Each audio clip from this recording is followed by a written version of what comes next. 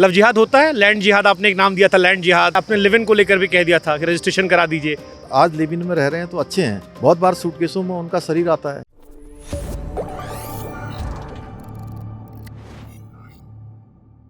ये जो लव जिहाद वाला आपने छेड़ दिया, लव जिहाद होता है, लैंड जिहाद आपने एक नाम दिया था, लैंड जिहाद, लव जिहाद, मजारों का बढ़ना, डेमोग्राफी चेंज होना उत्तराखंड में, ये सच है उत्तराखंड में बीजेपी की पॉलिटिक्स है?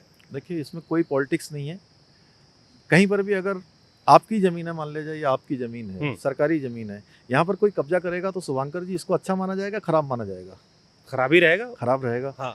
तो अगर कब्जा है नहीं, कब्जा है तो इसको हटाना चाहिए ना। और यहाँ पर आप कोई भी धार्मिक स्थल बना दीजिए, उसके नीचे कोई अवशेष नहीं मिलेंगे, तो ये कहीं ना कोई एक सुनियोजित बड़ा षड्यंत्र है। और ऐसा षड्यंत्र कई स्थानों पर था। इसमें 5000 एकड़ से भी ज्यादा जमीन अभी तक अतिक्रमण से हमने मुक्त करवाई है, और ये अभियान हमारा चलने वाला है। इसके पीछे भी हमारा हेतु यही है। ये किसी को टारगेट नहीं कर रहे हैं, कोई राजनीति नहीं कर रहे हैं, ये हम अतिक्रमण मुक्त कर रहे हैं, अतिक्रमण हटाने का अभियान चला रहे हैं। अच्छा सर, ये जो आपने कहा, एक और इस पे आगे आपने लिव इन को लेकर भी कह दिया था कि रजिस्ट्रेशन करा दीजिए। देखिए, लिव इन के लिए जो हमने कहा था वो कहते हैं कि मोहब्बत की दुकान है कांग्रेस वाले, आप मोहब्बत की दुकान में कह रहे हैं भाई रजिस्ट्रेशन कराओ तो मानेंगे? नहीं, देखिए, ये केवल और केवल इसके पीछे हमारा हेतु है कि हमारे 2 नए बच्चे हैं, वो लिव इन में रहते हैं। हमको उसमें कुछ नहीं कहना है, जो लिव इन में रह रहे हैं, लेकिन उनकी सुरक्षा हमारे लिए प्राथमिकता है। कई बार लिव इन में रहते रहते उनके संबंध, आज लिव इन में रह रहे हैं तो अच्छे हैं, ठीक बात, कुछ समय के बाद संबंध खराब हो जाते हैं, ठीक बात है। बहुत बार सूटकेसों में उनका शरीर आता है, सच पता नहीं चलता। माता पिता उनके जो होते हैं, उस समय उनके पास जीवन भर पछताने के अलावा कुछ नहीं होता जब अपने बेटे बेटियों को खो देते हैं। इसलिए हमने कहा कि उनकी सुरक्षा के लिहाज से हमने जो है उसका रजिस्ट्रेशन का हमने प्रावधान किया है। लेकिन इसी में लोग कहते हैं कि अंकिता भंडारी वाला जो केस सर हुआ था, उसमें बुलडोजर आपकी पार्टी के विधायक ने चलवा दिया। फिर वो कहते हैं कि वीवीआईपी का अब तक नहीं आया, 3 को आपने पकड़ के डाल तो दिया लेकिन सजा अब तक नहीं मिल पाई। वो कहते हैं थोड़ी सख्ती की जरूरत है। शुभांकर जी, देखिए, सजा देने का काम है माननीय न्यायालय का। माननीय न्यायालय में वो केस चल रहा है, जज साहब उसको देख रहे हैं, माननीय न्यायालय उसको देख रहा है। सरकार की तरफ से, प्रशासन की तरफ से जो भी काम हो सकता था, जैसे ही उस घटना के बारे में पता लगा, वो घटना के जो भी आरोपी थे उनको गिरफ्तार करके जेल भेज दिया गया। अभी तक जेल में है। एसआईटी बना दी गई, एसआईटी ने सारी जांच कर ली, सारे सबूत ले लिए।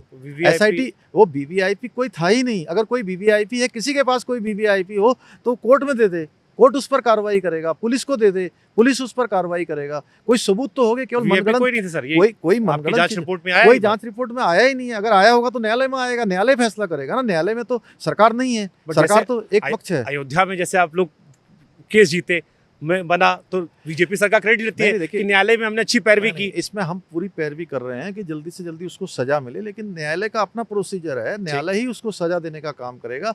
ये केवल वही लोग हैं। हमारी बेटी अंकिता उत्तराखंड राज्य की बेटी है, हर एक को कष्ट है, हमको भी कष्ट है कि ऐसा काम, ऐसा जघन्य अपराध नहीं होना चाहिए, उत्तराखंड में कदापि नहीं होना चाहिए, भविष्य में इसकी बिल्कुल पुनरावृत्ति नहीं होनी चाहिए।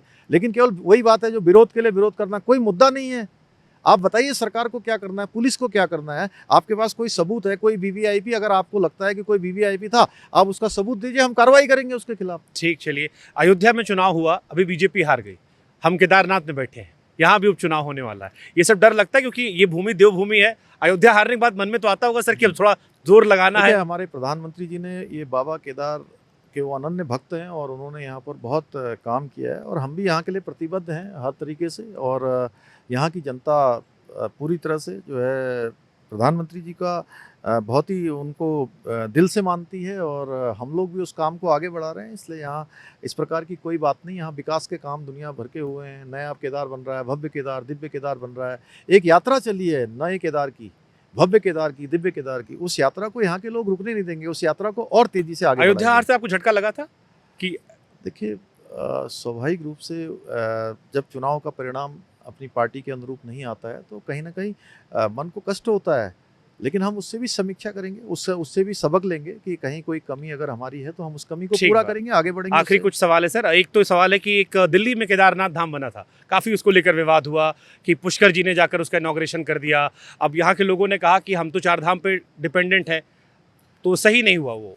नहीं, देखिए, जैसे केदार धाम केवल केदार धाम है, वो केदारनाथ में है, मंदाकिनी सरस्वती के तट पर है, और उसके अलावा कोई केदार धाम नहीं हो सकता। जैसे ही ये बात आई, हमने इसके लिए, हम मंत्रिमंडल में हम एक पूरा प्रस्ताव लेकर आए कि पूरे देश के अंदर कहीं भी केदार धाम, बद्री धाम, यमुनोत्री, गंगोत्री या हमारे अन्य जो प्रसिद्ध स्थल है उन नामों से अब कोई भी धाम, कोई भी मंदिर नहीं बनाएगा, कोई भी इस प्रकार का ट्रस्ट नहीं बनाएगा, कोई निर्माण नहीं करेगा। अगर करेगा तो हम उसके खिलाफ कानूनी कार्रवाई ठीक करेंगे। बात।